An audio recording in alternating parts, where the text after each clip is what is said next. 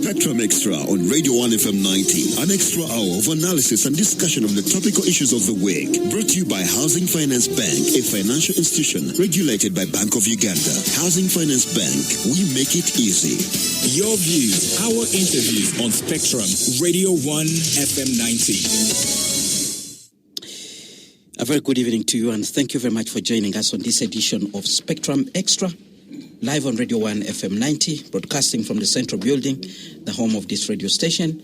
We're also live on our website, which is www.radio1fm90.com, or that website, you look for the icon with the word Listen Live. Click on it, and you'll be able to listen to this radio station loud and clear.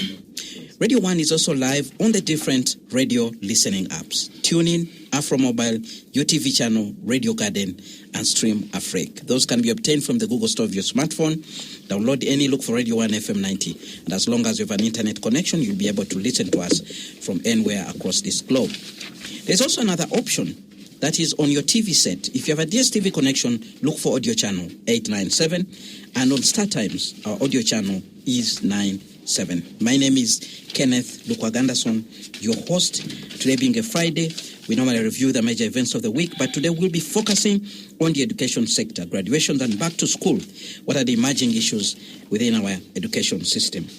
Well, this week has been dominated by the 74th graduation at Makerere University.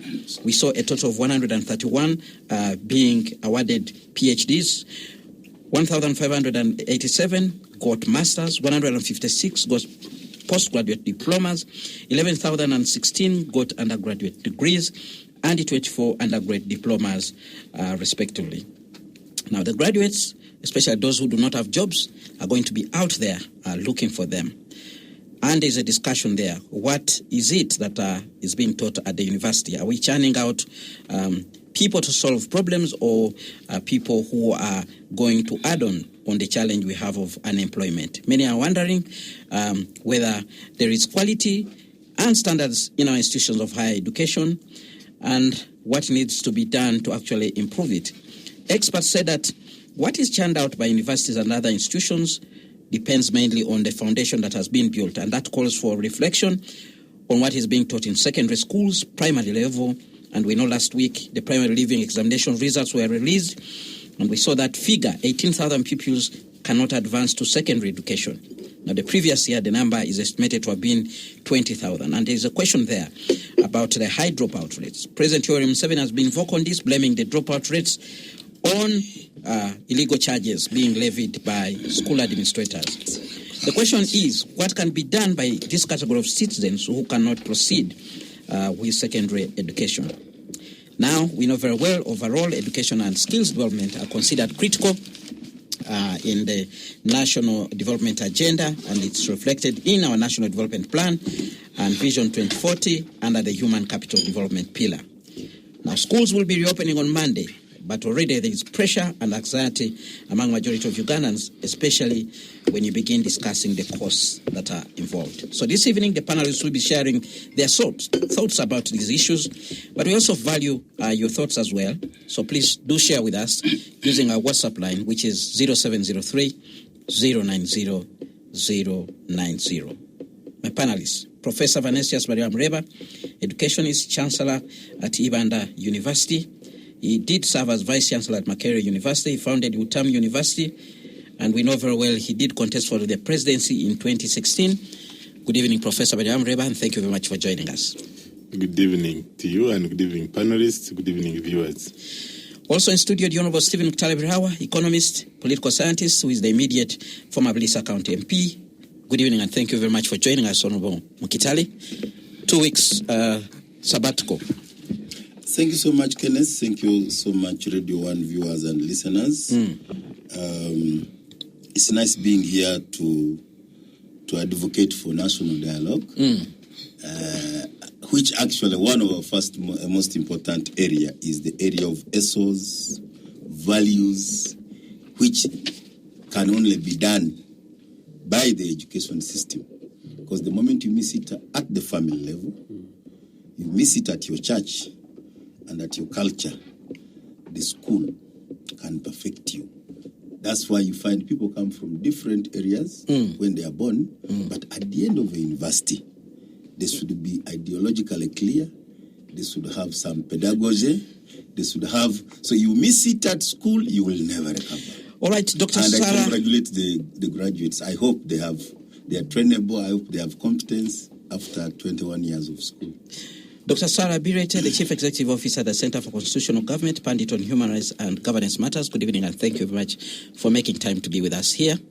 Thank you, Kenneth, and good evening, listeners and viewers. Also in studio, Mr. Joseph Ocheno, member of the Uganda People's Congress, Pan-Africanist, Pandit on Global Governance and Development Matters. Thank you very much once again for being with us here, Mr. Ocheno. It's a pleasure to be here, and thanks for having me. The last time you were looking for me on a very critical topic, I was away, I was up country, I was doing the national duties, and one of which was extension of making sure that with many other Ugandans, saw off the resting of Cecilia Gual. And today I'm delighted to be here at in the topic that simply because it's education, and because it was education, I am here and I'm able to have a conversation with Professor and at any time with anybody else, including Comrade Museveni, at par.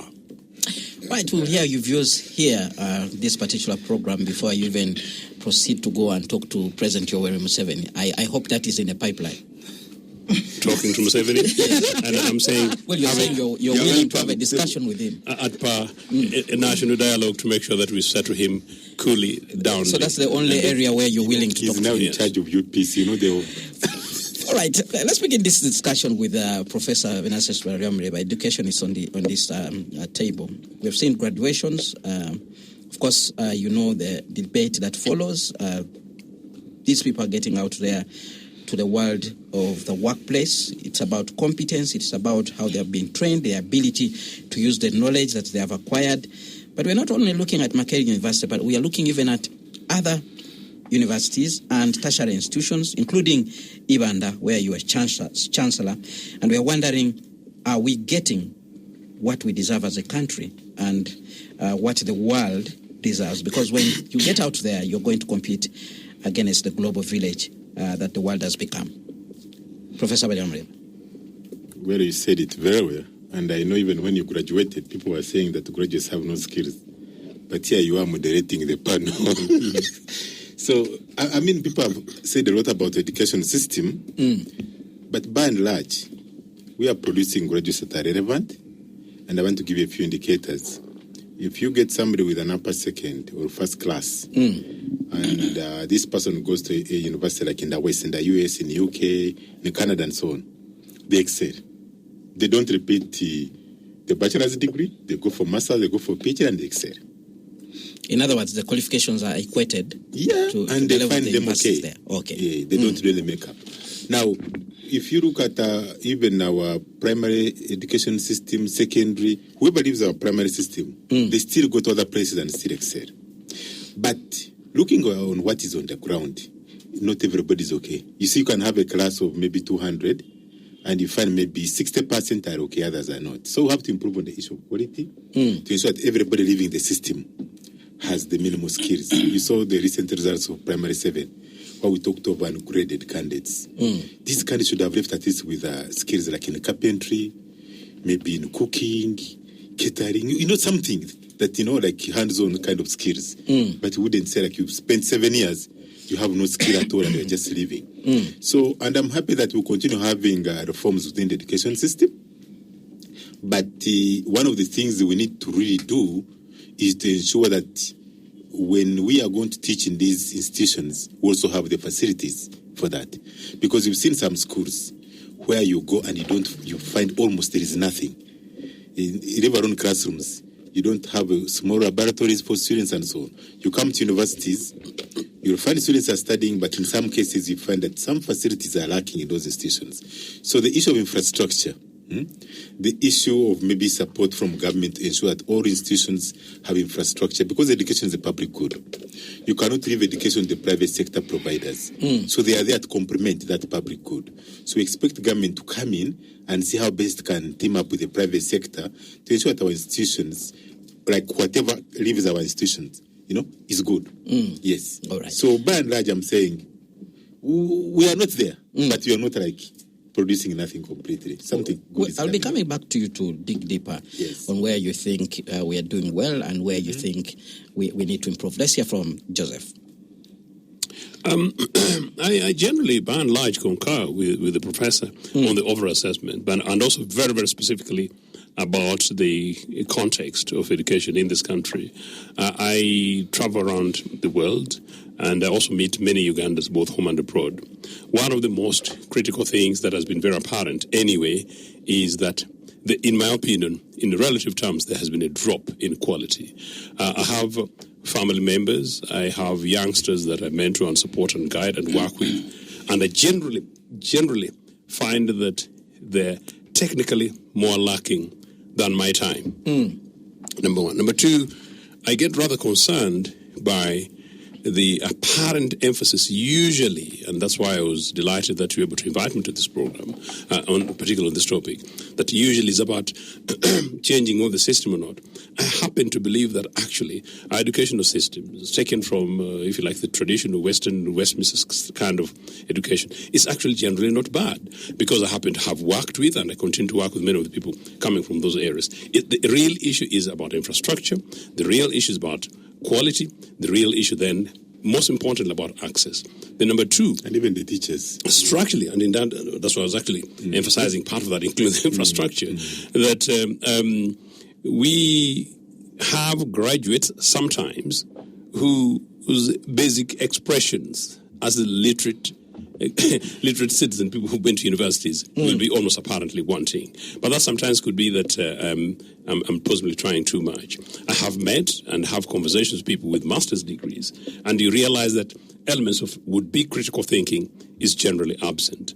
But then worse, go lower down and question that I know Professor was very generous to UPC much earlier, that in my time, you finish primary living exams, and if you're not able to go to secondary education, and lest we forget, many of us, if we have parents who are teachers, particularly primary school teachers, and they're not grade 2, grade 3, they'll be merely grade 2, that people were able to complete their primary living exams, not to go to secondary education, and then seek to go to become grade 2 teachers. And the grade 2 teachers who were competent enough to have made us the citizens that we are today. So what went wrong structurally in terms of the alternative elements of structured education? Professors talk about the tertiary element of education. That's one. And then number two, post that, if you go, say, to A-level or A-level, at every stage, pupils then had options other than higher education. You opt out of higher education, you go to technical institutions, tertiary institutions, whatever qualifications and skills you actually got there. I don't know that element of the data, and Professor possibly help us on that. Generally, people were very, very much competent. Post to that, at the closer end of your introduction, is, of course, we've churned out these people. And what is it? In my time, as you're waiting for your final results, you've got 2 jobs, job offers. Today is not there. And normally this regime would argue that there's so many graduates that they cannot catch up with jobs creations. And of course, the economists in the room will say that, look, if the population projection is at 1.6 per annum, the economic growth is at 6%. So generally, therefore, we should be having a commensurate number of jobs accessed to these people. But very quickly, primary living exams came out last month. We'll dig deeper. Those were just your initial submissions. Let's hear from Dr. Sarah. Your take very quickly. Well, first of all, I want to celebrate with the women that we have more female graduates since 2020. Makerere University has been channeling out an increasing number of female graduates. It means that we are seeing the real results of the affirmative action principle of the extra in points, institutions of learning. That extra point has reasons, and it has to stay. I know there are arguments of whether it's time for it to go or not.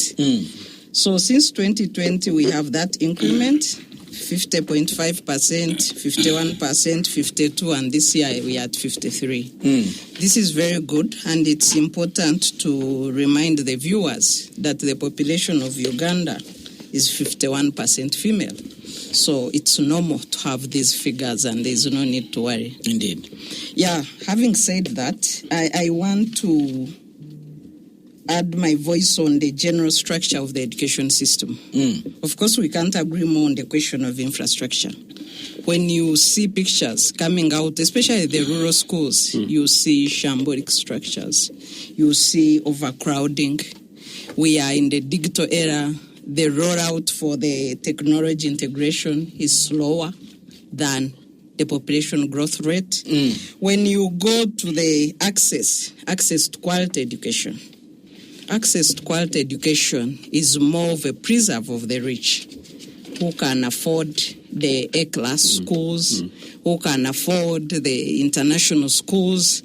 And if you look at the poor, this week alone, Daily Monitor has run 2 headlines of best performing PLE students crying out for scholarships. One of the best performing boys was profiled on NTV, and I know that he said he put his first choice in King's College, Budo, and I know the school administration is looking at that possibility of a scholarship. But what does this mean for access to quality education for poor people? Especially given that UBOS has been channeling out statistics showing increasing levels of poverty, especially the dimensional poverty statistics that are alarming in northern and eastern Uganda, but also an indicator that there is more poverty in the rural countryside than the urban. And I think we need to bridge this gap at the policy levels. I thank you. All right, and actually one of the students who was greeted with cheers at Makerere University during this graduation is Suvi Henry, who has become a symbol of from poverty to success. If you remember the story, how he arrived suitcase. And how he was picked up by a good Samaritan to actually pursue the real course that he wanted of engineering, having been given another course at the university. Let's hear from Honorable Mukitali. Thank you so much, fellow panelists. I would want to put this in the context. This is a census here. The children we celebrate graduating in the country, not only Makerere, we are told is about 500,000 every year at tertiary level. So at that alone, what do we need as a country which intends to industrialize, which intends to transform? Have we responded to what we used to call manpower planning? Sarah, sorry for using manpower, but that's what they used to call it. And and labor and industry. That the education system of UPE-USE we started 27 years ago. New in Bulisa, in Iva, and in Mulanda, what will be required to transform this community. And therefore, when we did the UPE, we knew we are in pastoralism, we are in this, we want to add value. So, by the end of the education cycle, the planners of this country, the school's institution, because you can't fix it from the university, it starts from... In Israel, a nursery kid knows the environment is important and is aware of the security issues. The environment. So the moment you don't plan it from primary, you have a problem. My maiden submission in the NRM caucus in 2006 in June at Africana Hotel, to my party, to my chairman, was that UPE and USE, without vocationalization, without the BTVET, and the foundation subject which must be compulsory, like health science, not biology, accounts, some bit of commerce, entrepreneurship, is a disorientation. The president actually stood up and clapped for me. Unfortunately, I've left Parliament without revisiting that. And I was speaking as a son of a teacher. So the old system. I was speaking as now an educationist. I came to Parliament when I was already a director of schools. And I knew, and I had sponsored so many children at the foundation. And they end up with S6 useless, S4 useless, even graduates. And it's a very high cost. Yeah. For the senior, the Ivory Tower group we are discussing, if you do education for 19 years, from baby class, at an average of 4 million per term, minus food at home and other things, you are spending 12 million a year for 20 or 19 to 20 years. Do you know that is a cottage industry? You can have a Massey Ferguson tractor in a sub-county in Uganda or Mulanda. You can also have a dairy cooler and a maize miller. All right. So how come we can spend in the education system of 21 years? What is enough? Because for me, who owned some chicken and goats in primary, I wonder what am I doing with this education? But finally, we are only speaking of the 7% who reached tertiary level. The 93% of Ugandans disappeared in primary. 70% did not make it to P7. At secondary, a lot dropped. So when we are discussing this problem, please, let's look at it holistically. All right. From baby to the few you see, the 7% you are celebrating. All right, let's go for a break now. When we return, we'll break up this discussion into 3 segments: primary, secondary, and higher education, to see the gaps that need to be fixed in those particular areas as we build for the future. Stay tuned for Radio 1 FM 90. Spectrum Extra continues after this break. Spectrum Extra, Fridays 7 to 9 p.m. on Radio 1 FM 90. Spectrum Extra, Fridays 7 to 9 p.m. on Radio 1 FM 90. Well, thank you so much for staying with us on Spectrum Extra, live on Radio 1 FM 90. We are focusing on our education system in light of the graduations that we had. We had a primary living education results being released there. We know schools are reopening on Monday, and so we are trying to reflect on the education sector to try to understand the kind of things that need to be actually fixed for us to actually have a human capital that will help to transform this country as envisaged under the National Development Plan and Vision 2040 that seeks to see Uganda a more developed country considered to where we are right now. And let's begin this discussion by focusing on the specific areas. And we'll begin with primary education, which is considered by many as the foundation for taking us to the next level of education. And I'll begin with you, Mr. Joseph Ochieno. I cut you short as you wanted to dig deeper with the PLA results. But holistically speaking, what are some of the issues you see with our primary education level, the things that you think need to be addressed for us to actually move in the same in the direction that other countries are moving? Like you said, you moved to different parts of the world, and you've seen the things that they're doing much better than us.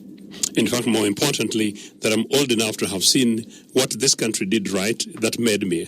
At the introduction, actually said that a correct educational environment ensured that I came from a very average family, granted grade 1 teachers home, meaning the lowest of the lowest teaching in Gongera, go to a top Mwiri school, and I keep on repeating this, and sat in the same class with the best people in the country that year who had come from Nakasero, and reached a stage in which today I'm able to have an average conversation with Mr. Museveni and give him 100% complete, decent advice on education, except he's unlikely to take it.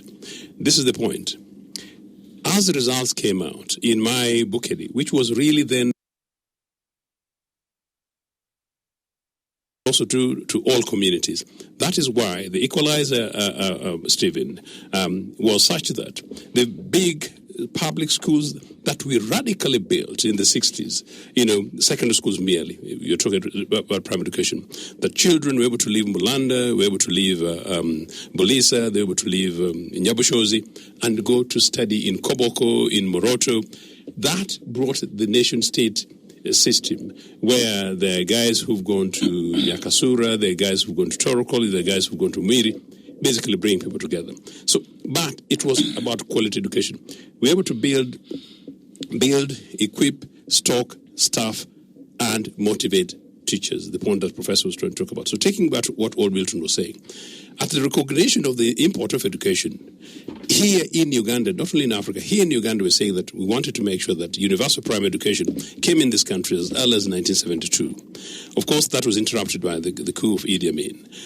When UPC returned in 1981, another 10-year program with the opening up of the called third world schools, some people call them Tata schools, Tata Lora schools, every sub-county across the country, sub-county across the country.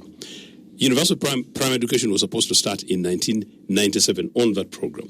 Lest we forget, 1991, as a 10-year program. What it says that on the basis of the economic performance of the country, that's why I was trying to provoke Stephen. OECD nations, meaning the development partners, came in and said that, no, this is quite impressive. You can actually do it as soon as 1987. What he told me that, Joe, I said no to them. I refused. I wanted to stick to our 10-year program. And the reason is because I want to cut this short.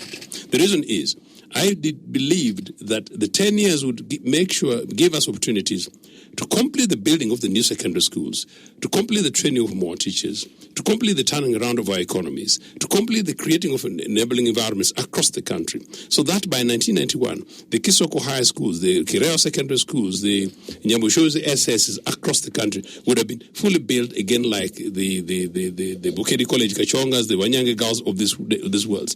Meaning, therefore, by the time you're starting this program, it's not about 300 children under a tree or a classroom block falling. In fact, maybe we should have started with a minute's silence for the pupils who are reportedly died in my Bukedi. I don't know in the specific area.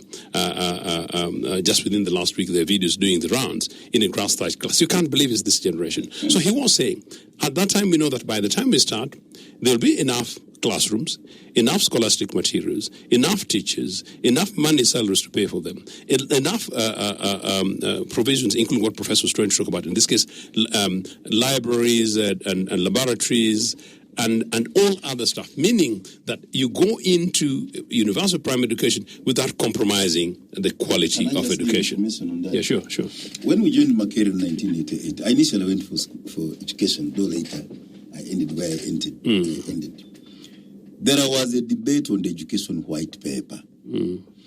There came a Kajuvi report. So the UPE, which we implemented in 97, is another version of the original education white paper and the Kajuvi report. Together with the economic recovery program of 1981, one way of taking Uganda back was supposed to bring in that education system. So we are about 30-something years late to have dealt with the challenges which were raised then. So when in 97 we jumped into UPE, we changed the order. Even NRM did not pronounce for all. NRM pronounced for children. Yeah. We abandoned it. But as we encourage production. Yes, it was for children. But the original one is you train teachers, you create the infrastructure, then you enroll. But also, it was not even free. There's a difference between universal and free. But because again of politics, we said it is free. RDCs, DPCs have started arresting those who talked of lunch, those who talked of uniform. You can't even go to school without uniform. Yeah. So this is where we adulterated a very good policy. It's in writing. So the foundation of the professors were pushing. Because I was a student at this very time, when I hear people discussing them, I even laugh. It was a time of ideological, the days of the Carrascos, the Jukos, the Mujajus, the professors, Vambi on this side, the Mamdanis. The guys who talked of the living wage, and the cost of education we haven't answered up to today. Right. We are all given jobs in government. The debate died. Right. So mediocrity came in, hypocrisy came in. We lost merit and competition. So we are discussing a very old problem. All right. Very quickly, conclude your point. We not only thank you for this. This is a program that we possibly need to return to as a subject because it's that critical. I have actually argued that right now in Uganda, beyond all all the niceties at the introduction of the program is that we now have education appetite in this country. When I look back to my own family, my own immediate family in Agongera, I know children who cannot sustain themselves in primary schools. I know one or two that have promised uniform. I know one that have promised fees under this UPE program. What we've not talked about, I think Sarah was trying to allude to it much earlier, is that how many of these start, regardless of whether those universal or otherwise, Stephen, do not sit for PLE, and where do they go? Meaning, therefore, that the original universal primary education was supposed to be absolutely universal, free, and compulsory. That's the UPC way: universal, free, and compulsory. And next to that was enabling an economy in such a manner that there was capacity to make secondary education also universally free for those who were willing to do so. Because if you don't choose to go to, meaning higher education, there's opportunities for you now to go to tertiary institutions, as it were. It is so important that this cannot be a mere party political question. Well, Professor, you heard from Joseph, but you've also heard from Kitale that possibility that even the foundation of the primary education system we have now is crooked, something we rushed into without following what the experts had actually guided. Could that be a problem that we need to revisit? But when you have an education system, you continue reviewing. And that's why recently we came up with the competence-based curriculum. And there is a review board actually going on right now. So since you talk for almost an hour, I'll use a few minutes so that the other colleagues all right. can also raise their point. Very quickly. But I think we need to look at continuous improvement. And the other thing is also the government keeps on reviewing. Like in the coming budget, they are planning for 400 billion shillings approximately to ensure that we have proper universal primary education in this country. And I hope, and free, this time it will be free. I hope that happens. But I have to re-emphasize that even if we don't have the classrooms, if we have good teachers in all the schools, kids should be able to learn. Why do we have a situation where a kid goes to school, spends 7 years, and lives without any skill? In those days, teachers would ensure that if you go to school, you cannot finish it without any skill.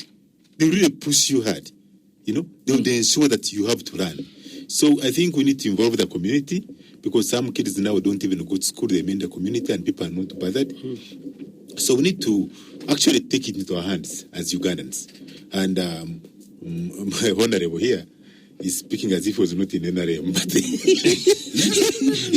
you need to go back and reform NRM properly. And I think they should put you on the NRM manifesto committee so that these good ideas they sink in. But having said that, for me, I believe in continuous improvement. I don't want to talk about steady progress, but continuous improvement. So what should we improve in that primary education? The basics. If you're looking at primary level, let us ensure we have qualified teachers that have been trained. Let us ensure they have facilities. At primary level, you are testing numeracy, literacy, writing. Then you add a little health science, this science stuff. So if students can master mathematics, how to add and all that stuff, numeracy, English, and then they're able to write and read. So I think we can make some steady progress. But what is happening? You're talking about skills. Yes. A few minutes ago, you just talked about skills. Yes. What would that require? What it require? Because you cannot give what you don't have. We have to start with the teachers, and then we have to give the teachers what to use. Let me tell you something I oppose and I still oppose. This thing of government coming in and starting micromanaging universities, public universities. We'll reach that level. Yes. The issue of you need to what I'm talking about is if you are going to train, let's say, you are talking about everybody should study. Don't create a class of 200 students. 100 students, expect them to study. How? They will tell you they have come up with methodologies that you can use to train a big class. It can't work. The staff-student ratio is so important. So let us recruit enough teachers, but let us also train them, because where are you going to recruit them from? After that, let us ensure that the facilities are available. Let us also involve the communities. Because when we removed this issue of parents should not pay anything, they don't even bother about lunch, they don't bother about uniform. And so They left everything to government. But that's the discussion the But is there president is school raising. where people don't pay anything? That's the debate the president Really? is actually pushing for. The parents, some of them don't pay anything. The president is saying the What's the government size of should be able to competition offer grant? free education. 20,000. But the government puts in money directly for other things. I think what she's saying actually, even what the government puts in comes from us, the Ugandans. I think that's what she's saying. But also it's very little because at primary level the capitation grant is about 20,000 per child. At secondary level, 130 per child, But and you know at the higher secondary A level, 240. But you know what most Ugandans have done now? What can this money do? If you go to the communities, people are busy producing because we encourage people to produce. The level of productivity is very low. You know, people used to work because they're going to pay graduated tax. Now people sit in the villages, drink their alcohol, produce. They have enough kids. So even when we talk about that we have universal, where is this money going to come from? People are paying tax a few. I like that. President Yoweri Museveni is adamant that actually the government of Uganda, Even the oil is not coming for out. So free we continue education. talking about oil. And from We are going Parliament, to say 2026, but will not come out. from Parliament this week, we had the minister in charge of higher education, John Chrysostom Professor Ntim from Mugingo, NRM. saying that I am, but oil is not coming cabinet out. has resolved. Let us be Then you realistic. should be the Cabinet first has advisor before Groy recommends Stephen. Cabinet has resolved that next financial year, funds should be set aside to actually start rolling out total free education. Yes, in the our 400 billion. But you know, that's why I'm saying that money is coming. But also my worry on that 400 billion is that corruption is so high. Most of that money is going to disappear. Recently, I saw somebody inaugurating, I don't want to mention his name, a school worth about, was it 2 billion shillings or 3? In that range. A private school? No, a government school somewhere in Western Uganda. And if you look at the structure, it was a lab or something. It can't cost more than 300 million. What cost like 3 billion shillings? So corruption is also real. And you fear people in they service will delivery. eat that money. Dr. Sarah, what do we need to change at the primary level? I know you also are a member. Is it a member of the board? A member of the PTA. PTA? I am a serious stakeholder in the education system. In one of the big schools in this country. Well, I think what we need first change is the funding. What support do we give the education system? If we say there is universal primary education, UPE, USE, how much money are we talking about? I just want to use two examples. Recently, when NRM was celebrating their 38 years of bad governance, the president took a picture. Those are your He held- words. Yes, I am. Those are your words. This And I is my second them. opinion as a governance actor. Okay. The president held a meeting on the roadside towards the UCC is working very hard. towards the areas of Jinja, and he said most of the people were school dropouts, and he was wondering what is happening in his own words on his X handle. Yes. So he said He actually these talked children about it have even said in they have all dropped out of school. That is Why? his opening speech. Yes, at the for G. 38 years of anniversary. What has he presided over? But he gave explanation. No. Wait. And the first lady was more probing. And he said he wants to probe. And the Minister of Education was right there, seated on the road. So I was the one asking the questions. They had the question. I didn't The Minister of Education. The Minister of Education traveled with the president. That is the crisis. So So that you, is you, you get universal primary education. not a crisis. They are so concerned. No. Can we allow I Dr. don't Sarah to think- submit? Please proceed. You're protected. Yeah, you fund. I don't know whether this money is per term or per year. 20,000 at primary education. What can 20,000 do? We all know how much it takes if you had to provide, meals for these children. If you had to provide That one is for chalk and a few things. teaching materials. Government comes in with heavy money directly for other things. So this capitation grant is for teaching Small materials. things like chalk and so on. So what is universal? Why do we say this is universal education? I know government covers the bill of education, of salaries for Even government schools. infrastructure. Which infrastructure? In some places there is, in other places there isn't. Yes, because we see the collapsing schools Yes. with the iron whatever, dry banana leaves. And I see the schools in Chororo, and I see my own former schools studying under trees. We see so many schools without even a single Petra tree. And this is what we call, universal primary The education. community put up a Petra tree. No, but we need to discuss now. Put up a classroom with just... Because at one time, at the beginning of UPE, communities to come in. Professor, at the beginning of UPE, government was even saying they should arrest schools who are charging more money than what government is providing. So what community are you talking about? What is the purpose of government when you tell people that you want to arrest them and you want to take over the whole Bureau of Education? Yes, because this is the politics now. When you go to Vision 2040, out of the 5 top priority areas, we have infrastructure and human capital development. If you go to the new budget framework that was passed just this week, the funding for human capital development is almost at par with that of security and president's office. It is at the same level with security and governance. Really? Are we really serious in developing a quality education that can advance the development of this country? All right. Let's hear from... Just 1 minute. Very quickly. Because I want to also add that under SDG, the Sustainable Development Goals, SDG 4 is very clear. Every country must provide fully equitable and quality primary and secondary education. How far are we when it comes to meeting this goal? We are just a few years away from 2030. What are the reporting indicators for Uganda? I think we are doing badly. All right. Let's hear from Morobam Kitali. Dennis, Primary level. the country is privileged. You can have a panel here to provide solutions to the mess in the education system. If we can come up with the right problem statement, the right hypothesis, we are mixing up very many things. If the planning and policy is right, before you rush into the funding and implementation, you do a delivery mechanism. Most of the schools in this country have foundation bodies. All our leaders, up to our age, we went to the best, Catholic founded, church founded, Muslim founded, and they are still performing best. Yes. But government, instead of complimenting them and giving bursaries, decided to take over the schools. So government is doing what it's supposed to do.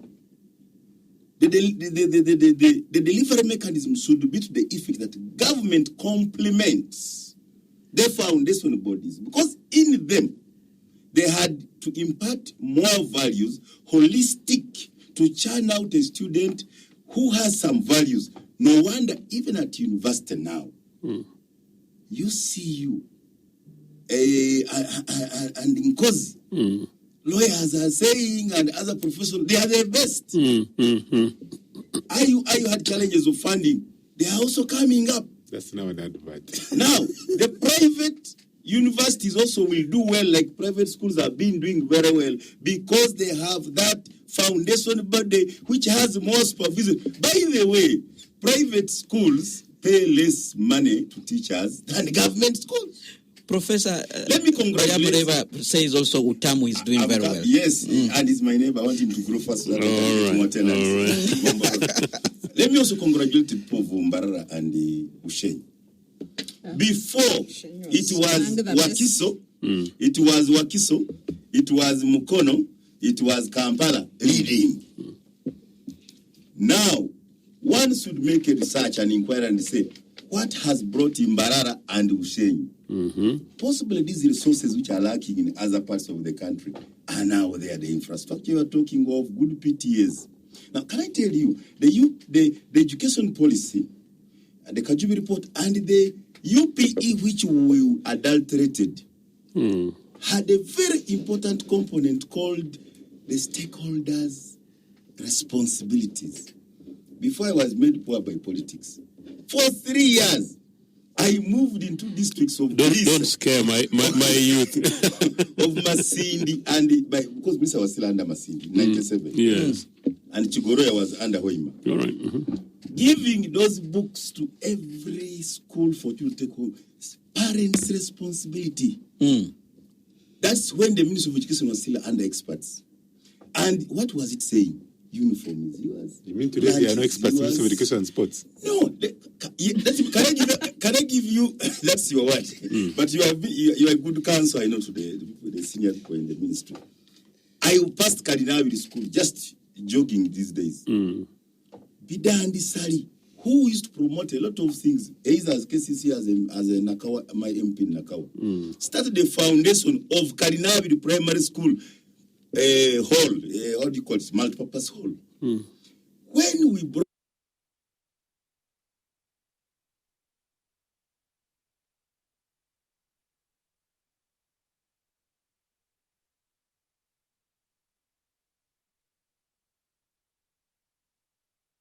and churches doing it.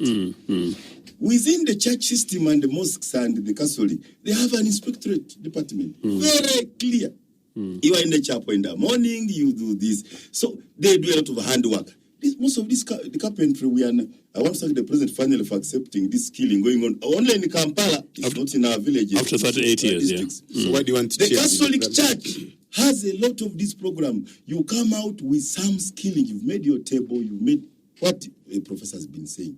So what we need to agree, first of all, let's stop denial. All right. Let's first agree what went wrong, and we know. Okay. So when we have the right policy and planning, we agree on the right delivery mechanism, we do the costing.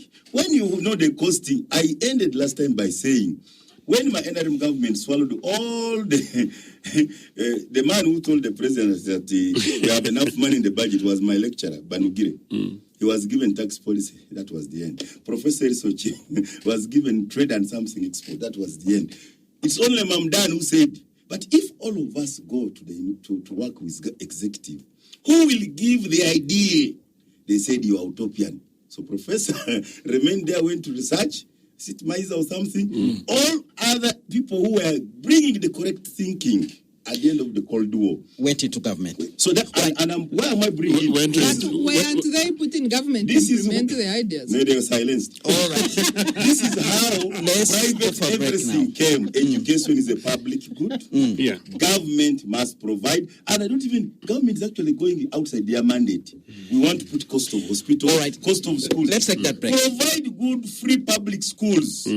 Only the Saras and professors will go to private schools because they have excess money. But when my poor people, I've been taken care of. All right, let's go for that break. When we return, we shift our gears and look at what needs to be improved in the secondary education category before we also connect it to the higher component of it. Stay tuned, Radio 1 FM 90. Spectrum Extra will continue after this break. Spectrum Extra, Fridays 7 to 9 p.m. on Radio 1 FM 90. Spectrum Extra, Fridays 7 to 9 p.m. on Radio 1 FM 90. Thank you so much for staying with us on Spectrum Extra live on Radio 1 FM 90. We are talking issues education, trying to look at the different challenges that we have in the different segments of our education system to be able to give some level of advice to the people that are concerned to see how we can address them. This discussion is occasioned by the fact that this week was dominated by the 74th graduation at Makerere University, but we also saw exams, primary living exams coming out, and schools are reopening on Monday, and you know what that means for millions of, hundreds of millions and millions of parents out there who are trying to make all ends meet to make sure that their children go back to school. My guest, Honorable Stephen Mutalabirawa, economist, political scientist, immediate former Blissa County MP, Dr. Sarah Birete, the Chief Executive Officer at the Center for Constitutional Governance, Mr. Joseph Ochieno, member of the Uganda People's Congress, Professor Venatius Mariamreva, educationist and chancellor at Uganda University. Now, let's shift our gears and look at the level of secondary education. And I'll begin with you, Dr. Sarah Birete. What do you think needs to be touched there? We have seen the government trying to address the issues of the number of subjects that are being done in the secondary level. We are seeing introduction of skills and a certain grading system, which culminates into the grades you'll be getting at O level and A level. You know how they're doing it. What's your take with the changes that are occurring, and maybe what else needs to be addressed so that we can have that smooth transition. And in fact, one other biggest problem we didn't tackle is the issue of dropout at primary level. Primary, yes. Many enroll, 1 but million only a few It's a national crisis. get into the secondary level. Yes, maybe if I begin with the 1 million. What can we do with them, by the way? PLA. This is a lost generation. How can we fail to track and trace children? Because what information do we get? What is the biodata of children in schools? You get the child, you get the parents, you get the location, where they come from. How can we fail as a country to trace school dropouts, to monitor and evaluate enrollment, and make sure that these people complete the process they've enrolled for? I think this is a big indicator of the failures in the Ministry of Education. If they cannot trace their own people as custodians of educating society, it's a big weakness. I know that in the secondary school level where I participate at a parental level, because I'm an educationist by profession, we trace our children. Even when the term begins and some children have not reported, the administration makes calls. They even visit the areas. So how can people fail? How can the ministry fail to put a monitoring and evaluation system to control schools where there is biodata for every child that enrolls? It is underfunded. I think that is also an excuse of incompetence. Right. I know there are challenges of underfunding, but there is also incompetence. And this should be condemned. All right. When you come to secondary school level, I happen to be a pioneer parent for the new curriculum, and I know what we are struggling with. Just after Christmas, I was looking for textbooks. I went to Aristoc bookshop. This is the biggest bookshop we have in Uganda. Even the attendants in the bookshop don't know whether they have textbooks for the new curriculum. This is a fresh experience just this year. Well, the textbooks were... I am coming. You see what Aristoc is the most organized. I'm coming to that. Distributed to schools. I am coming to that. They are not for sale. No, they are for sale. So I called the NCDC. I called the NCDC to ask, where do I get some textbooks that I needed? And they said they are available in other bookshops. So I went to the bookshops. I struggled to find textbooks for the new curriculum. And then when it comes to revision books and question papers, they are still under review. If you have a child today under the new curriculum and these are candidates, there are no revision question papers for the new curriculum. Can I give you information, sir? Yes. Last year was supposed to be the last S4 examining of the old curriculum. Yes. This 2024. Yes, the pioneers, the they are candidates. supposed to be the pioneers. Yes. But unfortunately, we are not ready. I hope it has been announced officially that may be deferred for another 2 years. So what happens to children who are tearing the textbooks children? that they had finished last year, they will be, and they were saying if you missed last year, you will not repeat because it will be a new curriculum. I hope that communication comes clearly from government. Parents don't know yet. But what we had at the end of the year... even schools don't know.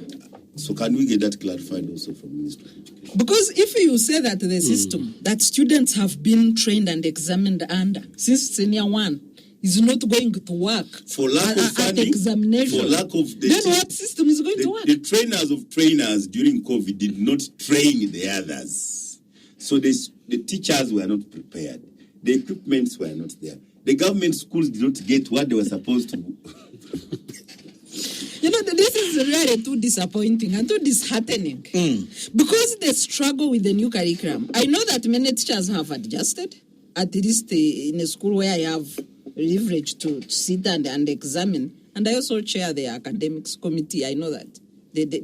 But how many schools have shifted? Because we are now talking of the A school. I would like to have a picture of the average schools. How are they adjusting to this new curriculum? My worry is that revision bit. All right. And rollout of teaching materials. As of February 23rd, 2022, the Ministry of Education and Sports had announced a distribution of books to all government and private secondary schools. And they told us at that time 80% of the textbooks will be for regular use, while 20% of the materials consist of textbooks for reference purposes. So, going by this circular issued by the Minister of Education and Sports, one would say the books are there. Ghost books? The school has some books. At least the where I have knowledge, I don't know the others. The schools have some books. But how many books do you need? For example, if candidates are in a library, do you have a copy that is accessible to everyone? Or do you have at least and watching would have problems. They would be the ones with problems if they have problems with the approach we are taking in this conversation. As I said, I offered to suggest that your program leads, maybe we revisit this topic because that is important. Education is the number one equalizer.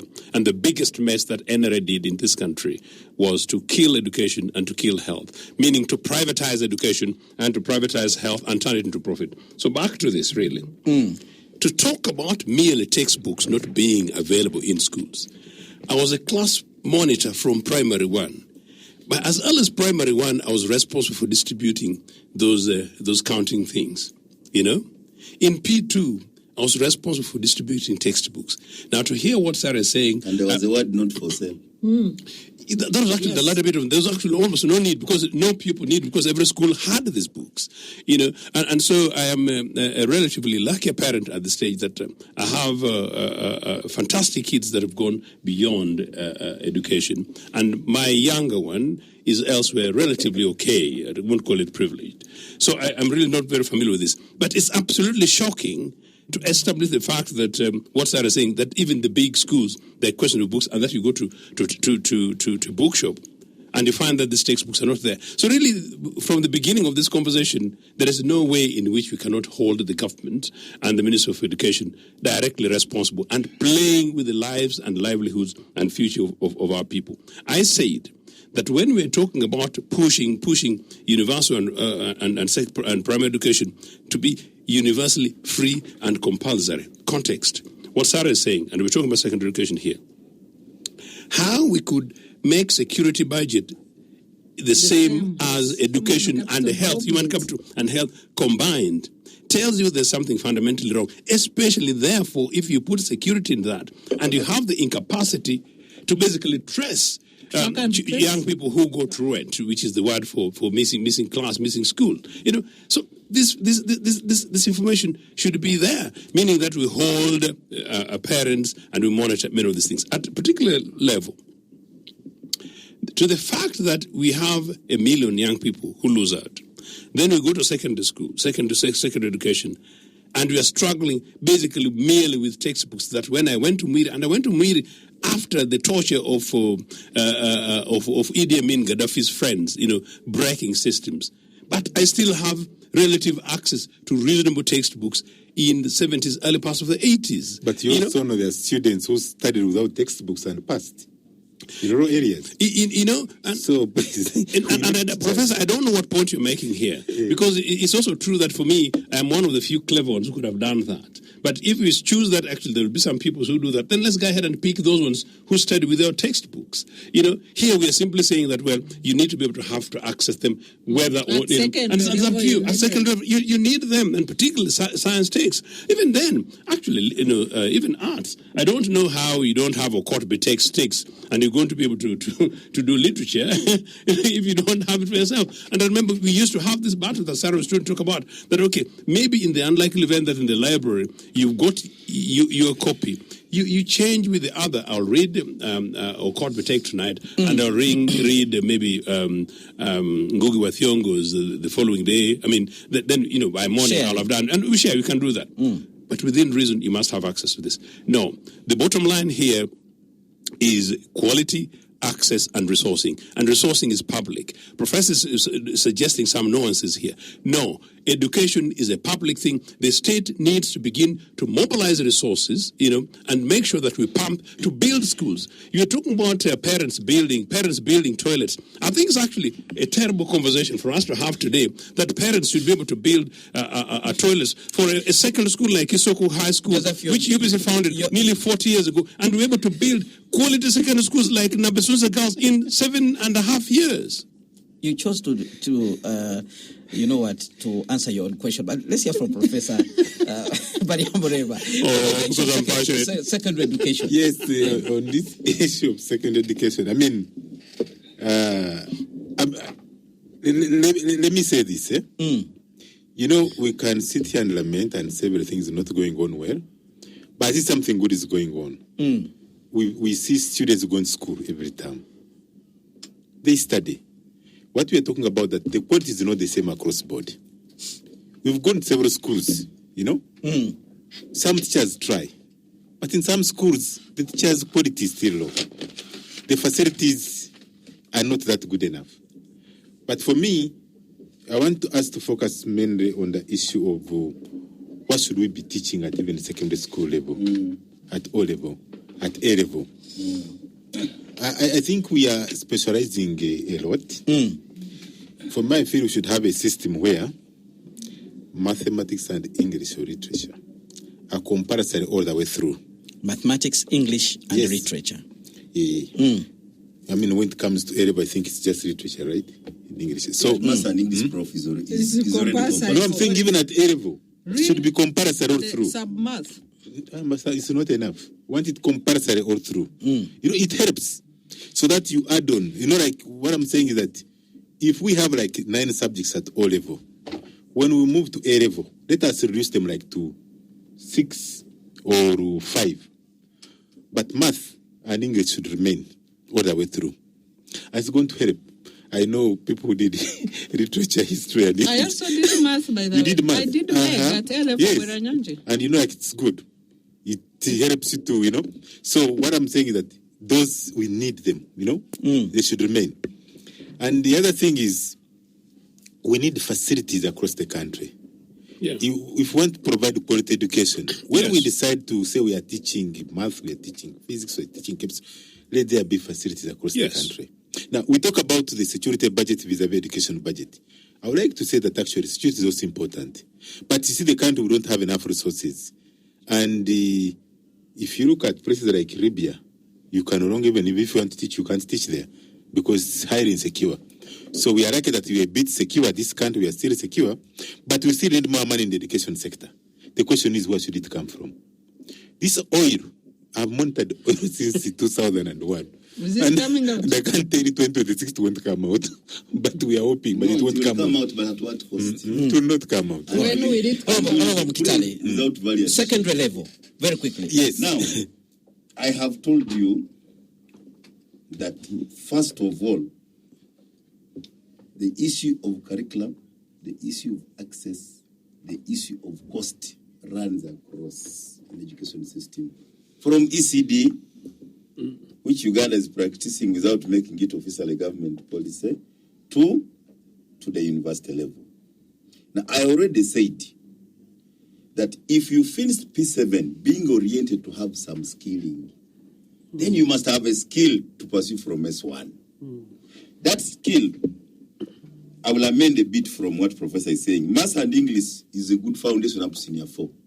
What you need to be doing at that level is now a bit of entrepreneurial accounting and bookkeeping. You will need it whether you are a doctor, you are an engineer, ICT, you will need some bookkeeping. That's actually interesting. Then you need agriculture. Agriculture, because we all come from some largely a background of agro. But when I was in P3, I was in Kuchunda. So where do I get it? Kuchunda. Making the milk.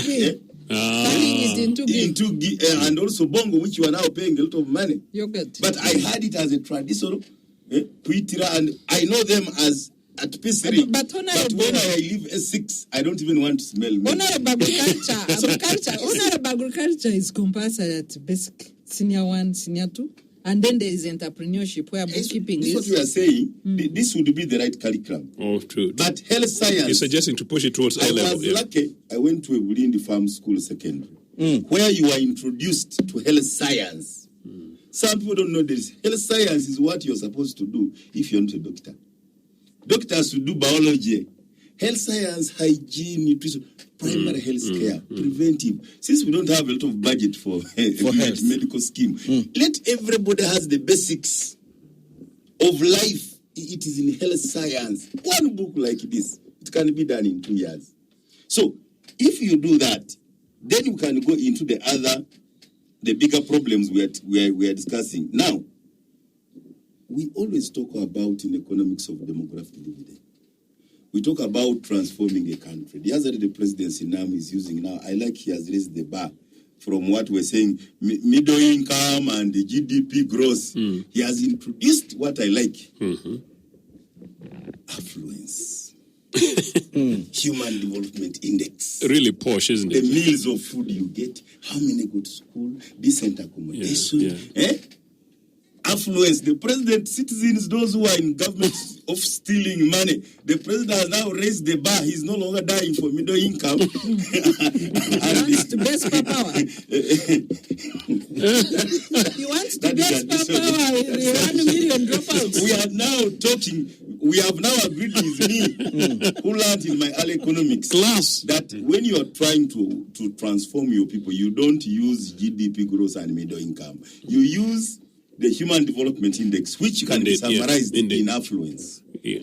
And also the SDGs are things about don't leave anybody behind. All right. So if you talk about the affluence, clearly education is a game changer. So the demographic dividend is only possible. What makes us from all the 4 parts of this country to speak here at the same wavelength is because we benefited from an enabling education system. Now imagine me, Bunyoro.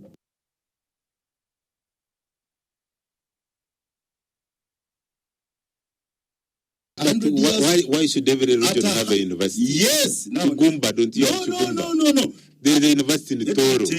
Let me tell you. Mountains of the moon. Makerere University is founded by the 15 regions of Uganda. We are shareholders. We are entitled. Now, I'm talking about the discrimination. The discrimination of some regions. I think people think if we had a university after discovering oil, would have Nyangere rebellion, would have some civic competence, would have engagement. But I want to end by the entitlement of the private citizens. The private children in private secondary schools and primary are citizens of Uganda. Just recently we had a debate at the university in Tanzania that those in private sponsorship should not get money from, but they are going to treat you who? They are entitled. So please, education is a common good, is a public good. All right. And whoever does not know this discrimination of infrastructure and the books you are talking about, when you prepare the government schools without preparing the private schools, then you don't love this country. All right. So what patriotism are we talking about? Let's shift when on. some people have lost certain cows to go to Makerere, others are pure on government, and you are saying be patriotic. Let's just shift our gears now and go to higher institutions of learning. And I'll begin with you, Professor Badiamreba. You are an educationist at that level, higher institutions of learning. One would say that is where so many people are looking at when they are looking at the final outcome. Yeah, sort of an ultimate, yes. Ultimate. What do we need to change there? What is going wrong? The things that you think need to be addressed at that particular level? Yeah, there is a lot that we need to do in that sector.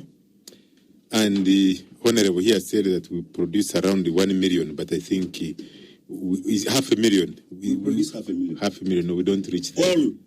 All yes. tertiary institutions, Yes, including diplomas. It's less than 0.2 million. That information is there. 489. It doesn't reach, but let's leave it at that. If you look at total enrollment, fine. But the ones that are graduating, no. But let's leave it there. So, for me, I'll start with the public universities. The funding in the last 5 years has increased like 5 times. But when you look at where the money is going, it has 90% has gone into salaries. So the infrastructure, the teaching aids are still lacking. And And the reason is that the government has decided to micromanage those public universities. The government needs to provide block funding to the universities, and they decide on their priorities. They put money everywhere, on the teachers, on infrastructure, on the teaching aids, on research, and so on. That's one area I think the government Can you benefit from a vice chancellor? should do. That's what we are listening. The cost, when you left Makerere, the unresolved question was cost per unit. Per The unit course. cost, yes. So when you say government is funding, what percentage is he funding for a doctor, for a vet, so that when we say government is funding, does it fund the full cost of a student? Can you help us answer that question? Because I know. You see, the issue is this. The unit cost, for example, if you look at medicine, as of now, look at inflation and so on, it's around 25 million shillings. For 4 years? No, per term. And if you look at this arts humanities, it's around 10 million shillings. Exactly. But you see, for private How much students, is government giving per student? private students, they are paying 2 million, 1.5 and so on. It's on the right side. But the government is bringing in money, but it is tying most of it to salaries. You know? So what I'm saying is that the funding from government has increased. But let the government provide that money as a block to the universities. So the universities decide, or the councils, on what to put the money. Because if you just provide the money to professors and they don't have even like maybe laboratories, they don't have labs, good labs that are equipped. Because you can't only depend on donors, say donors will bring in money and so on. No, I think they should give them that leverage to decide on the budget, what they should put where. Having said that, we see there is a very, very big problem. When it comes to nursery schools, primary schools, why don't require professors? Parents are paying 2 million shillings, 3 million shillings per term. That was my first point. Per term. From nursery. But in universities, I would call them 2 terms, 2 semesters. But if you charge, like now, most private universities, if you charge more than 1.5 million shillings, you not get students. So there's that problem. Yet you require highly qualified staff to teach at universities. So I think the government needs to come in, because people are poor, people cannot afford. The government should come and provide like some subsidies in form of infrastructure or some facilities, because private universities are complementing government. Now, when you talk about the other tertiary institutions, in the past, most of the poor are going to universities, but I'm happy to say that these days, a good number of students are going into vocational and technical education. I see so many people graduating from UBT and other institutions. So that's a good thing. We need to put more money there so that people get these hands-on skills, the vocational skills. But the sector is steadily improving. We just need to have more reforms. And one key reform that we need for the higher education sector is that act. These lawyers, they know it. The University and Other Tertiary Act, it has lots of issues. We have had several white papers since 2001, but nothing has been done up to today. So that act is really, really bad. We need to have it amended so that we can have a good legal framework for the higher education sector. But I think if you continue at this pace and continue investing in technical colleges, vocational institutions, we shall get there. There's a feeling that the universities are not doing enough on issues to do with research and solving the emerging problems like other universities are actually doing. But you see, what's the problem there? At times, I don't want us to lie to ourselves. Like somebody to come up and tell me that I love this Kira EV, by the way, that company, this electric car and so on. It started on at Makerere University as the vice chancellor.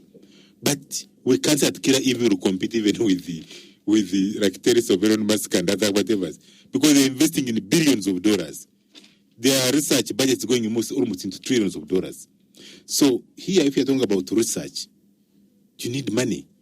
Research, you need to invest money into research. And now it's donor funding. And even here in Uganda, Largely in Uganda, we don't have an entity, a national entity that has money for research. You find little money in agriculture, some money in ICT, some money in science, technology, and innovation, some money where fragmented. So we really need some good money to be put in research, support research and innovation. And we don't have that. centralized entity, and I think we should have it in place. All right. Spectrum X on Radio 1 FM 90. We need to go for a break now. When we return, we'll hear from Joseph, we'll hear from Dr. Sarah Birete, and also the Honorable Stephen Mkitala on the issues of higher education. There are also comments coming in from you listeners. I'll be reading some of them so that the panel can reflect and respond to some of the issues that you're putting across. Stay tuned to Radio 1 FM 90. We'll be back. Spectrum Extra, Fridays 7 to 9 p.m. on Radio 1 FM 90. Well, thank you so much for staying with us. We are live on Radio 1 FM 90, reviewing the major events of the week, but this time around focusing on the education subsector, looking at how things are shaping out and what we need to actually change as a country, because this particular sector is very important for the development of our country. That's where we get the manpower that will be able to change the things that we want to improve in this country. And I'm speaking to 4 panelists: Professor Venesius Mariam Reba, Honorable Stephen Mkitala Wirawa, Dr. Sarah Birete, and Mr. Joseph Ocheno. We had a discussion around the primary level of education, the things that need to change there. And one of the things that came out is actually more funding to that particular sector, but also looking at issues to do with the curriculum, where the panelists suggested that we need to introduce skills so that by the time a child is leaving P7, they have some skills to do certain things. But also they also say the same about the secondary level of education, implying that there are cross-cutting issues in both areas. Now, we are looking at the higher institutions of learning, but we already have some comments that are coming in from you, the listeners, so I'll read out some of the comments before we actually move forward. Our education system needs a major overhaul. According to a recent report by the World Bank, less than 1% of the university degree holders in Uganda know what a stock market is. It's no wonder that people are starting businesses, they struggle to mobilize capital. But why is this happening? Our education system is locally irrelevant, out of date, and not globally competitive. Then he adds, the productivity of a country is not linked to education system. It's time to rethink the purpose of education. Let's prioritize financial literacy and prepare our students for the global economy. As the ancient Greek philosopher Plutarch said, the mind is not a vessel to be filled, but a fire to be kindled. We need an education system that ignites curiosity, creativity, and critical thinking. It's time to act and create a change. Let's come together and demand a better education system that prepares our students for the future. That's a comment from Louis Kizito. I'm a primary teacher. One remuneration to teachers at least 4 million. Raising up UPE funds to at least 40k per pupil. Provide lunch to teachers and breakfast. Stop inspection, which is aimed at victimizing teachers than supporting or supervising them. That's a teacher there who actually says remuneration for primary school teachers should be increased to 4 million shillings, 40k for capitation grant, and then provide meals to the teachers. Grants not 20k per term per child, because our school receives 4 million per term with a population of 881 pupils. That's another comment there. John Mayanja, well, we have Sharif writing in and say, I think education must be uniform. The classroom at Kampala Parent should be the same at Chiboga. Same uniforms, same school fees, and probably bigger salary for teachers in rural areas. Then we can have equal competition. Please ask Mr. Honorable Mkitale, where is our old head teacher for Kalinabiri Primary School, Mr. Danze John Mayanja? We have another comment from Enric in Chiwenda who says, nice program, Kenneth. Beside the expensiveness, why is it that important subjects were scrapped from the syllabus long ago? For example, office practice, TD, technical drawing, PE, physical education, bookkeeping, etc. These were essential subjects. We have another comment from Iga Samuel Mary who says, thank you for the program. I really applaud schools for the efforts they are doing in our nation, but skilling should start right away from primary level. Pumping theory to children is the main cause of job scarcity in the country. Another thing, more vocational schools should be put in place to get job seekers. Ultimately, free education scholarships should be done and boosted by the government. Incremental funding to schools in order to cater for many children with fees constraints should be considered. Children talents should also be considered, and infrastructures be put in place. That's a comment there from that gentleman. We have a long one here from George Ofono, the youth chairperson in Nyangole sub-county in Tororo. He says, how can we ensure access to quality education for all? Education is a basic right, and it's crucial to find ways to make it accessible to every child in Uganda, regardless of their background, location, etc. Then he says, are our teachers equipped with necessary skills and resources? Our educators are the backbone of the education system. We need to support them with a continuous training, adequate resources, and a positive work environment to enhance their teaching abilities. And then he says, are we nurturing creativity and critical thinking? Education shouldn't be just about memorization and regurgitation. We need to focus on developing skills like problem solving, creativity, critical thinking, which are essential for innovation. So many comments still coming in, but let's move on and hear from Joseph. Higher education. That's why everybody will do math. You wait for the next 5 years. Continue. Joseph. I genuinely do not have major issues with the curriculum. I'll just come back to say that our educational system has collapsed in part because we turned it into profit, and we decided to appetite it in the sense that, well, those who have and those who haven't, and then rural versus the other.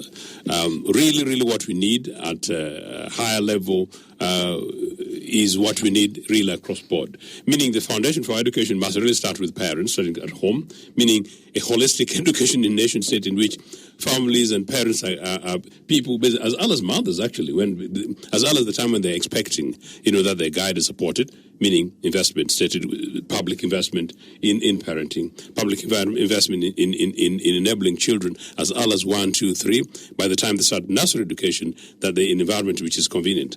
I've always said that I never went to nursery school, but the environment I had in my home, my family, was privileged that I was the last born of him. We're completely innate to the extent that I learned how to write from my father in our compound in Agongera, and that is photographic onto me, to the extent therefore that by the time I went to primary school, I excelled and jumped classes. By the time I went to Mwiri, I was quite content with my colleagues who had gone to Mwiri Primary School, who normally have been the majority privileged those who would have attended nursery education here. More money in the nursery than in universities. You made that point. That's very interesting. Most of the parents we are talking about are parents really in much more urbanized spaces. And these are the things that need to be reviewed. In many other nation states, including for me, part of my interest in this subject is my involvement in the British government's Labour Party policy reforms in terms of injecting resources into nursery education. After I think about 15 years ago, 20 years ago actually, nursery education was not necessarily free and compulsory. And some of the people who made major competition, I'm bringing it for here, was to push that making 3 to 5 year olds have access to free nursery education, building foundations. Ken, I know where you're shaking your head in terms of higher education. Those foundations in lower units of education, quality across secondary education takes us to higher education. Means therefore that by the time we reach universities, there is critical thinking and our readiness in terms of knowing what and where the world is. Higher education needs, a review of funding gaps, meaning that we need to inject more resources, and I repeat that we'll need to inject resources in funding. And I know we shouted at this regime and they started funding elements of infrastructure, meaning roads. They're not still doing it enough. We need to inject more resources in education. We need to inject more resources in health than we're doing at the moment. And indeed, yes, we need to continue injecting resources in infrastructure. In education, part of the areas where we need to be able to be injecting resources majorly is research, as I've already been suggesting. It's extraordinary that most of our research are done are supported by donors, foreign funders, most of whom come with agenda. I was lucky to have done a series of researches in foreign universities, and normally, actually, the part of the ethical element of professors here, when you're actually making suggestions, they will critique you of who is going to be involved because they don't want biases in your program. Research, therefore, should not be about universities. Where is UTRO of this world? Where are the Kawandas of this world? Some of these other smaller institutions where perhaps the research does not necessarily involve university graduate equivalent needs to be supported. The more we do that, the more we equip these institutions, the more perhaps we shall have less pressure for people going for degrees, but branching off, knowing very well that some of the researchers that we have who don't necessarily have degrees are competent people because they will be able to have access to jobs and they will be able to compete, including a possibility of post-senior 6 going to do a diploma course, and beyond that, you're so competent that perhaps you've got grants to go ahead and do a master's degree in a particular area, should you want to be able to do so without necessarily having a first degree. We have a comment coming in from Fred, excluding parents' PTA from running affairs of schools is one of those bad policies, just like the policy of owning the Muvule tree by local government rather than by the owner of land in Busoga was. The owners of land decided to kill the tree until the law was reversed. Are we waiting for the schools to die like the Muvule tree in Busoga was before we reverse the policy of excluding parents from an all-inclusive primary school thriving? That's Fred there. Spectrum makes on primary education in most districts in eastern Uganda. The few first and second grade are in private primary schools.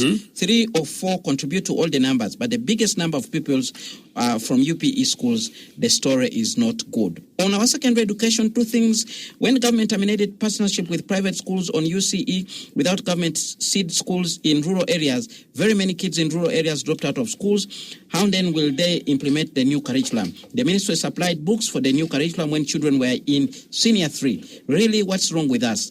How then shall they perform? Then we have Isaac. He is a chairperson of a school management committee, a Church of Uganda founded primary school in Luero. He says he went to that school in the 70s.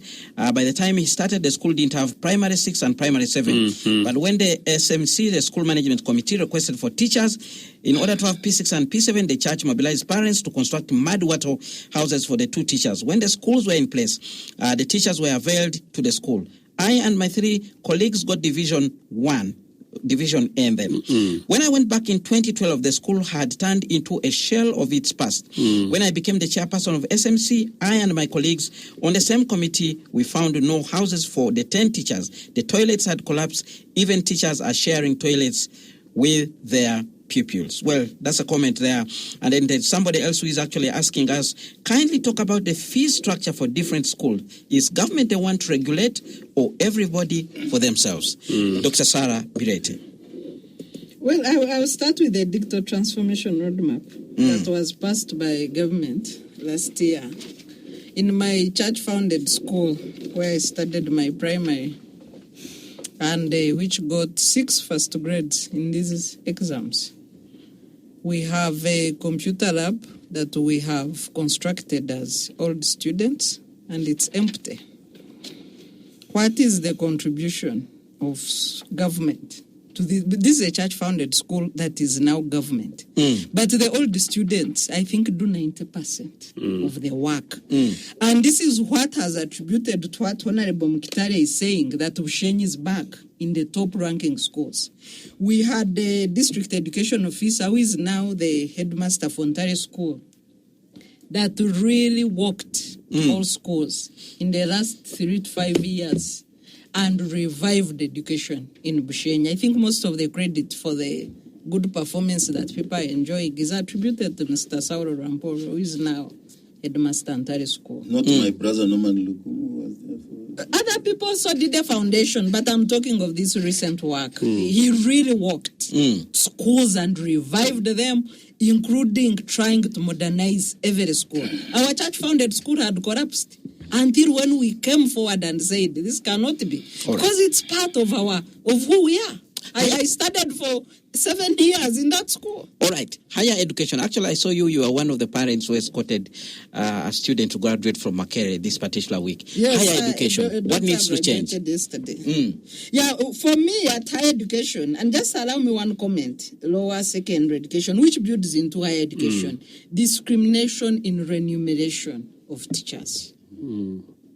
Teachers are a very important component of society. We are all what we are because of teachers, whose hands we have passed through. We used to eat bread and butter, children of teachers, now the mogo. So when you start by saying science teachers, although that part of science teachers, I'm told, does not go to primary. It is not yet, it's just secondary school. Science teachers, you are paying them 4 million. You want their supervisors, some headmasters, if they are artists, to be earning 1 million Less, and supervise somebody of earning 4 million. Schools have gone through. When I see MPs debating increment in school The fees, motivation. I even laugh. When you promote discrimination in remuneration, what do you expect schools to do? To keep their staff fully remunerated. They had to increase fees to cover the gap of the discrimination created by our parliament and the political elite in this country. The insensitive. The politicians created a crisis for schools. The same crisis goes to university. When you say professors at Makerere are earning, I think minimum is 15 million. 16. Yes, around there. So why do you expect a professor to remain at KIU if he doesn't have the 16 million? You shift human resource from private universities because they want also to benefit from their efforts of studying. So this discrimination in remuneration has distorted the human resource in education institutions, and it needs to stop.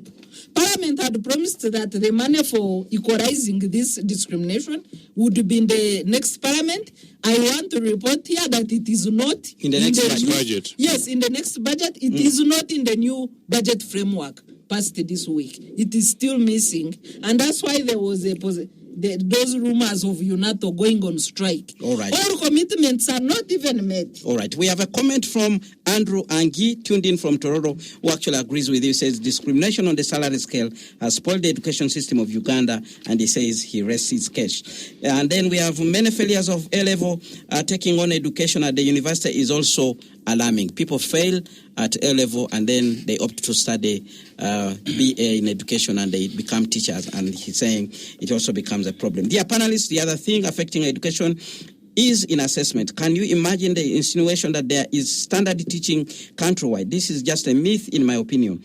Now, when assessment of pupils are done, teachers don't set tests.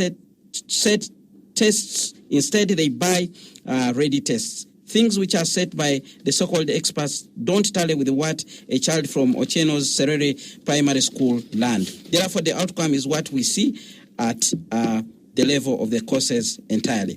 We have another comment. Spectrum Extra, I hear you. Your conversation about lack of textbooks. You have not even talked about the quality of books and novels on the curriculum. We even have textbooks with broken English. Yes. Who removed the old tested books such as Nile English course, J.A. Bright, etc. from the curriculum? That's a comment there from Tom. Honorable Mkitare, very quickly as we wind up this discussion. I want to We are looking at higher education. I want, first of all, to amplify the point of discrimination, demotivation, but again, the killer policy reversal. Most of the children in Uganda go to government schools, they go to private schools.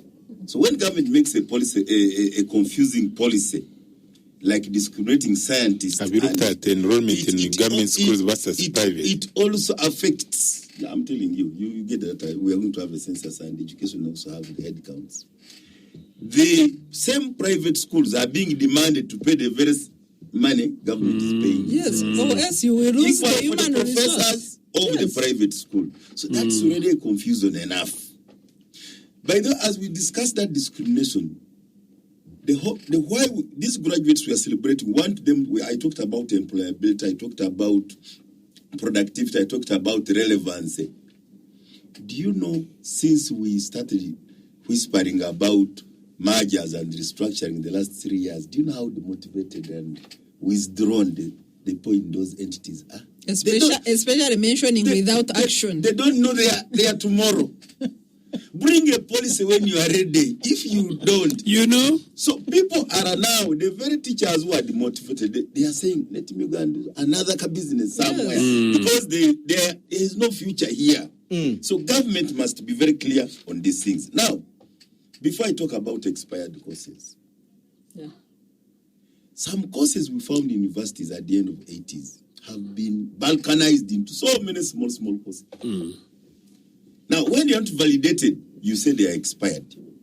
No wonder. Expired degrees. Every graduate, now, we knew it was medicine and law, where you're required to go a back course at LODC and go for intern. Now, almost every course you need to be retooled.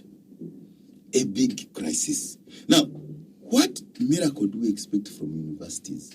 From children who have gone from this exam-based performance, you passed P7, you passed S4, you passed S6, and therefore you are admitted. Parrot running. Lecturers in first year are having a problem even to read the texts. Children are writing WhatsApp English in a paper. Now, I understand why people like we used to blame Chinese and the Russians. You spend the first years learning the fundamentals. Yes. The pedagogy, the philosophy, the ideology, the language, communication skills. These are required by every graduate. I think in Uganda, the first year should not be for specialization. All right. The first year should impact. And traditionally, it wasn't anyway. In every student that you are going to do some bookkeeping, computer must be across the board. Everybody in year one should get what makes you employable, what makes you an effective communicator, what makes you patriotic, what makes you care for others. Because in absence of that, we are just talking of numerical, quantitative graduations without actually providing the relevancy. I've been asking a question, and I asked it from the time I went to Parliament. Why do you give a quota system? In Ibulisha, where I'm lacking a doctor, where I'm lacking a vet, a fisheries. Then you give me a quota, that time 11 children, in funny courses. In the manpower development I was talking about, labor and industry, these regions have different endowments. Therefore, we should have provided the best manpower for their for their industrialization, for what they will need. That if I know Kabare Chigezi in the highlands, in the tourism area, this is what they want. Where do I want them to be 20 years from now? All state house scholarships, all government funding, and all quotas should give them that human resource for that industrialization. West Nile, the same. But what do we have? We are celebrating 27 years of UPE. We are celebrating, I think now, 25 years of quota system. But what we have got out of it does not define what education. Education is to draw out from man. All right. What makes him relevant to environment. But if what we are graduating does not answer that question, the whole education system needs a surgery in terms of curriculum, in terms of costing. And I'm saying costing. We are putting too much money to produce a graduate at more than 200 million for those who are in average life. There are 200 million in Ulisa. I will buy 2 boats of engine, a Massey Ferguson tractor. I will give a maize mill and irrigation. And that's why some old parents, and I want to bring in this, we suffered what we used to call Magendo, we used to call Samula, we used to call it the Chibanda. All right. Education had lost value because teachers were, when I first stopped buying bread, when they lost value, people thought we can do that to education. All right. People started selling cows to give their children businesses. Don't go to school. Our best friends stopped going to school because at that time, they say it's useless to go to school. So somebody has lost 25 cows to produce a graduate and has no job for 4 years and is going back to buy a shirt. Parents in public our policy graduates are still good. In public policy, There may be issues, by the but fifth, still have very good people graduates. will go back to stay at home and forget about it. We have a comment coming So we in from. must stand up. We have a comment coming in from Dr. Peter Babienda, who is teaches at Makerere University. Says most courses at least at Makerere offer what Honorable Mkitala is saying. Further, most skills are either trained in vocational institutions or on job training or learning. That's what he says, and he's saying. He says thanks for the program. Now, gentlemen and lady, very quickly, there's this issue of school fees. One particular person asked us to talk about it. As we open the schools on Monday, very many people are concerned about that. Do you think the government has a capacity to actually determine what schools should charge? Dr. Birete, very quickly in a few seconds. By the way, government, even on most of these government schools, you see the big schools, the contribution of government is teacher remuneration. If you pick the big schools, Gayaza, Budo, Smack, teacher salaries, But a building, a house of students caught fire. They thought the government would come on board. That building was rebuilt by individuals with no single contribution from government. Some people, I know Parliament at one time went to investigate, thinking government puts money on table and schools are overcharging parents. They put nothing on table. So how do you control fees in schools where your contribution does not go beyond half salary? Because some schools, co-fund even the salaries. But it's not what he's saying. Professor Madam, If you pay a government teacher, let's say at Wodo or Gayaza, 4 million, science teacher, Kitende will also raise fees to retain such a teacher and pay the same. They need to catch up. And if people in us have not been paid the same, the school will charge more to pay them. And that's what happened. I want to add that even we had to increase fees at King's College Bodo to match the remuneration of arts teachers with sciences, because you cannot run a school where people are remunerated differently. Government should provide that money and the fees will come down. They created a crisis for schools and they cannot discuss one end of this crisis. Joseph. And that's what I was saying at the beginning, and people will think it's about politicking and 38 years of a failed regime. Government's responsibility across the world, including the most capitalist society in this world, meaning America. Government still subsidizes key elements of private, even private education.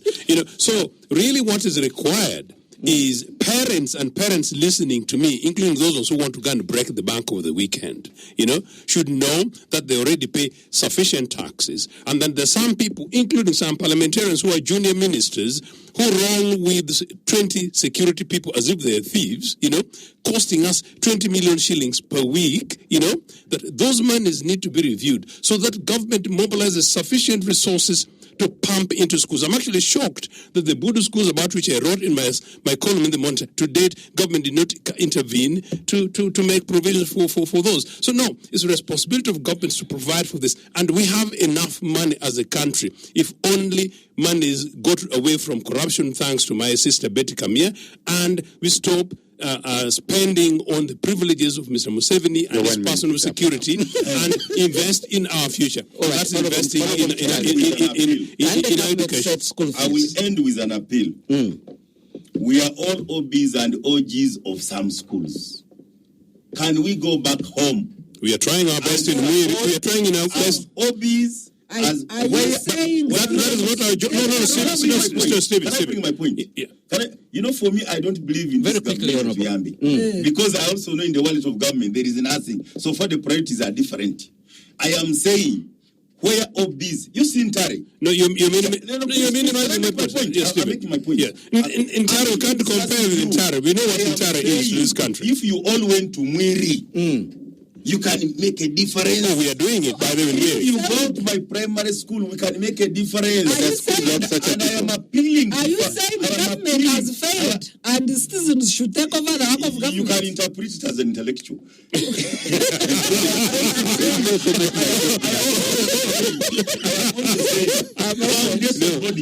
My point before they cut us off.